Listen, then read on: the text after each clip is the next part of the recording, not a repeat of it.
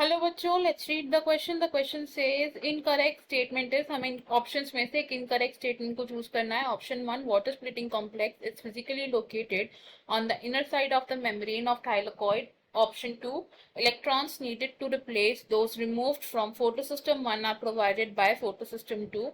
Splitting of water is associated with photosystem 2. Option 4, functioning of photosystem 1 is not necessary to synthesize NADH2. इस question में हमारा की concept है non cyclic photophosphorylation. की concept is non cyclic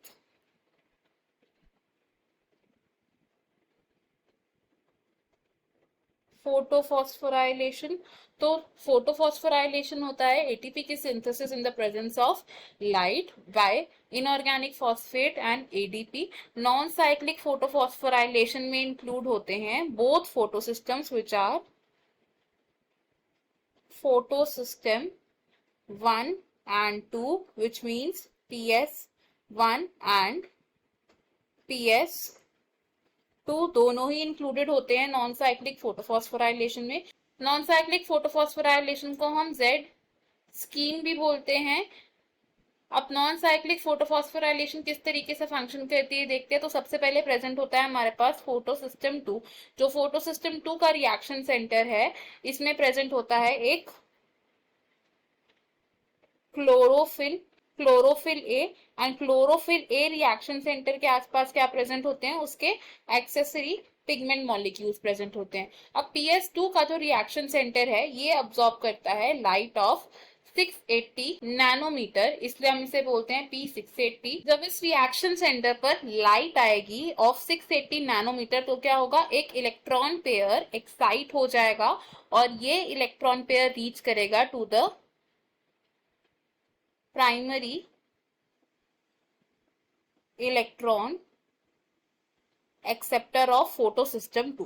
primary electron acceptor of photosystem 2 से ये electrons pass करेंगे through a electron transport system, जिसमें सबसे पहले इलेक्ट्रॉन्स आते हैं to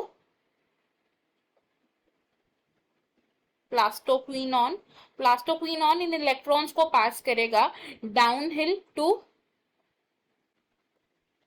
cytochrome B6F and then further downhill movement होगी इन इलेक्ट्रॉन्स की to plastocyanin. During this electron transport chain क्या होगा, एक ADP मॉलिक्यूल कन्वर्ट हो जाएगा इनटू ATP, यानी कि ATP की सिंथेसिस होगी यहाँ पे। अब प्लास्टोसाइनिन से ये इलेक्ट्रॉन्स जाते हैं to the reaction centre of PS1 which is photosystem 1। तो इसके रिएक्शन सेंटर में भी क्या प्रेजेंट है, chlorophyll a molecule, and chlorophyll a के आसपास प्रेजेंट होते हैं उसके पिगमेंट मॉलिक्यूल्स। अब PS1 का जो रिएक्शन सेंटर है ये लाइट अब्सॉर्ब करता है ऑफ 700 नैनोमीटर, इसलिए ये क्या है, it is P700। Plastocyanin P700 तक इलेक्ट्रॉन्स को ट्रांसपोर्ट करेगा एंड जब इस पर लाइट आएगी ऑफ ऑप्टिमम वेवलेंथ तो अगेन क्या होगा, एक इलेक्ट्रॉन पेयर एक्साइट हो जाएगा एंड ये रीच करेगा to the primary electron acceptor of PS1। PS1 के प्राइमरी इलेक्ट्रॉन एक्सेप्टर से ये इलेक्ट्रॉन्स फर्दर पास करेंगे टू फेरिडॉक्सिन, और फेरिडॉक्सिन क्या करेगा, इलेक्ट्रॉन को पास करेगा टू NADP, जिसकी वजह से जो NADP है ये कन्वर्ट हो जाएगा इनटू NADPH2। अब ये जो PS2 है इसको इलेक्ट्रॉन्स का कंटिन्यूअस सप्लाई कौन दे रहा है, इसको इलेक्ट्रॉन्स का कंटिन्यूअस सप्लाई मिल रहा है by splitting of water molecules. Water molecule split हो रहा है into 2 electrons plus 2 protons and nascent oxygen. अब ये जो कैरेक्टरिस्टिक Z शेप फॉर्म हो रही है because of the arrangement of electron carriers in redox potential scale, इस वजह से नॉन साइक्लिक फोटोफॉस्फोराइलेशन को हम जेड स्कीम भी बोलते हैं। वाटर स्प्लिटिंग कॉम्प्लेक्स जो है, वाटर स्प्लिटिंग कॉम्प्लेक्स किसके साथ एसोसिएटेड है, it is associated with photosystem 2। और ये वाटर स्प्लिटिंग कॉम्प्लेक्स कहां पर अरेंज्ड होता है, on the inner side of thylakoid membrane.